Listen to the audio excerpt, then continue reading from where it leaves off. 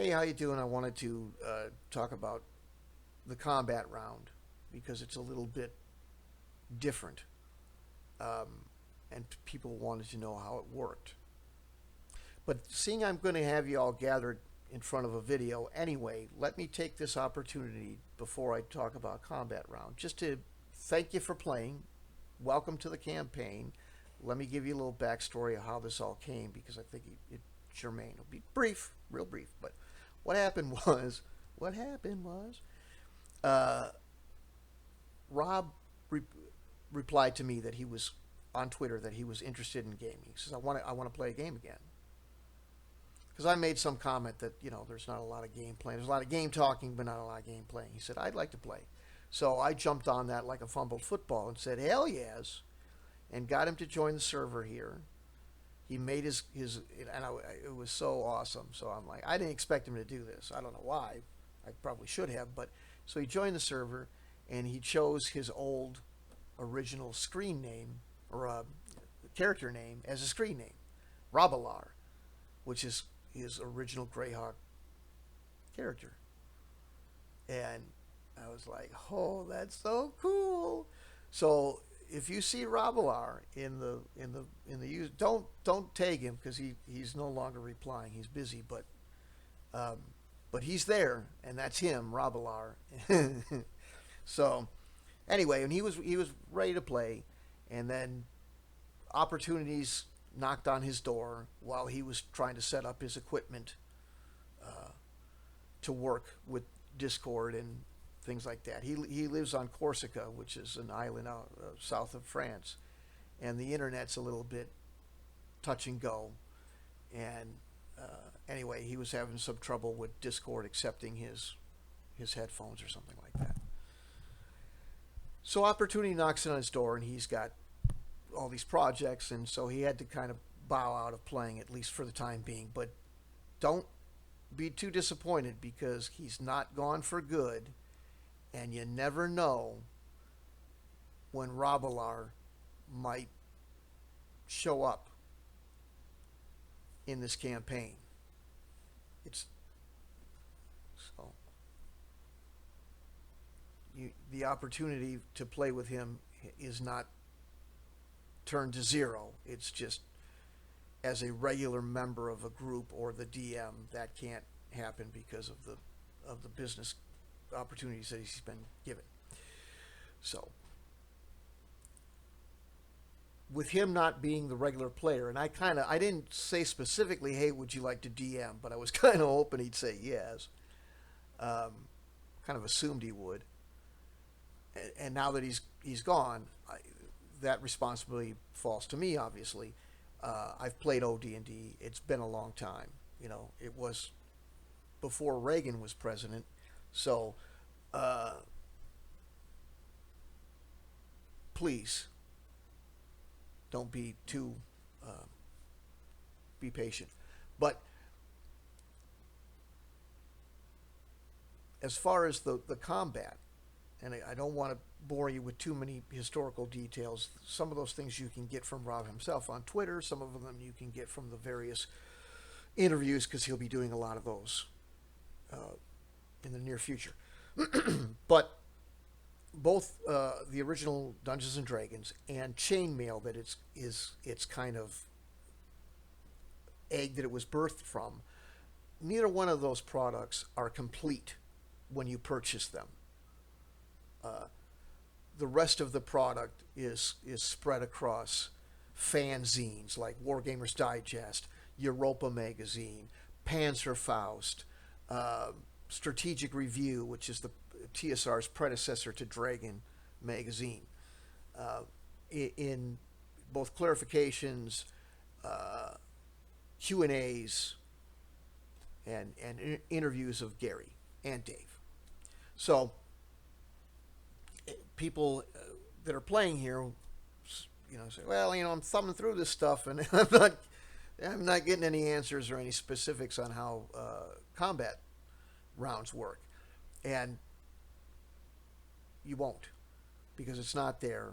And frankly, when it comes to combat rounds, there's not a lot there in some of the magazines, but they're out there. They're real hard to find.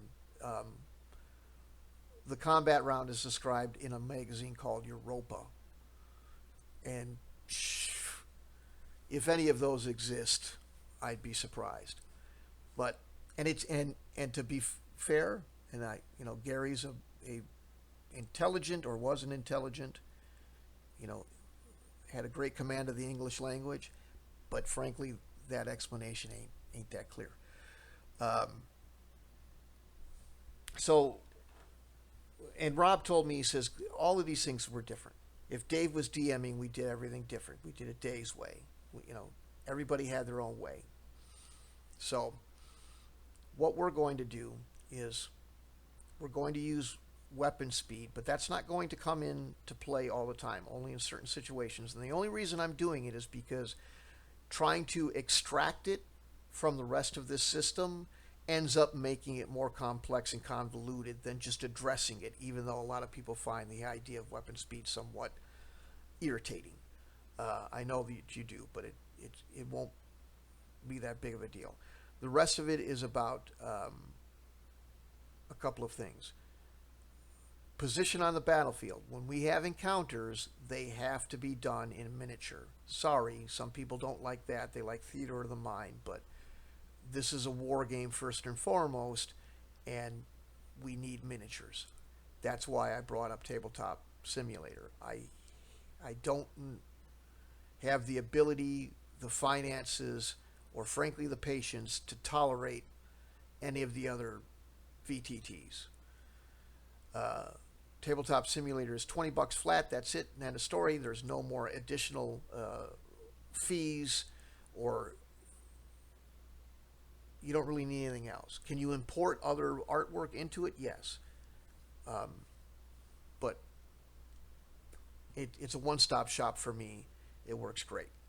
And that's how I want to do the miniatures battle. So anyway, so let's just kind of start one. The first thing that everybody does is declare their actions, even before initiative is considered. You declare your actions. Once that's done, then initiative is rolled,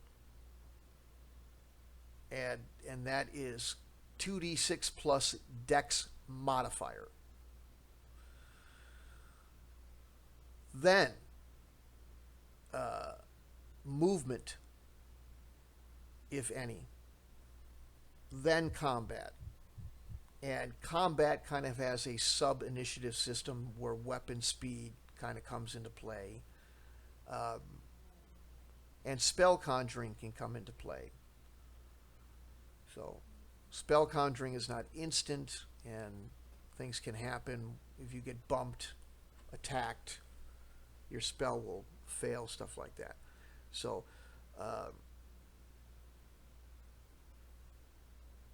weapon speed, as far as how it affects initiative, is that if you're attacking somebody whom has a weapon that has a faster speed than yours, significantly faster, it can rob you of initiative by parry. Position on the field can rob you of initiative if the defender has the high ground or something like that. So, and some of that has to do with weapon speed. Weapon speed also determines how many attacks in certain situations. So it's not complicated in concept once you play it through a couple of times.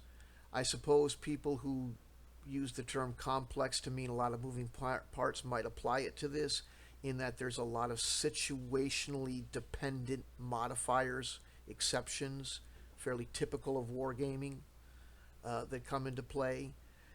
To alleviate you're probably thinking, oh shit, this is going to be some... Those situationally dependent modifiers are rare circumstances. And often it'll just be a simple 2d6 plus modifier if you have it type of thing. So no need to worry, but it can It can't get a little more detailed and become a kind of back and forth thing. The intent that they were doing for was trying to do that sort of simultaneity. So, and that's another thing. It is simultaneous in that all combat effects uh, occur at the end of the round, which will require very minimal, simple, you know, Robilar has been stunned for 3 turns type of record keeping. That's all. Nothing super complicated or anything like that. But again, it's a war game, so that'll be what happens with the combat. So if you look through things and you go, well, what about this here where it says land combat? They're talking about warfare. They're talking about mass combat, land combat, aerial combat, that sort of thing. The 99% of those rules are about mass battles. The alternative combat system and the somewhat, you know, ad hoc initiative that I just described is about the kind of typical encounters that role players expect. Your party versus, you know, the wyvern or the dragon or the horde of orcs or whatever it is. So that's how the basics of combat rounds occur. Who has initiative? But it's not side initiative. It's not, okay, the good guy, all the players get initiative and all the monsters don't. No, no. It's a list based on your dexterity. So it could be player A, player B, monster, then player C, if the monster is faster than some of the other characters and stuff like that. So I hope that's clear. I didn't want to get too detailed in a video because it'll run too long and people will start yawning, and I've already gone fairly long as it is. Any other questions, please?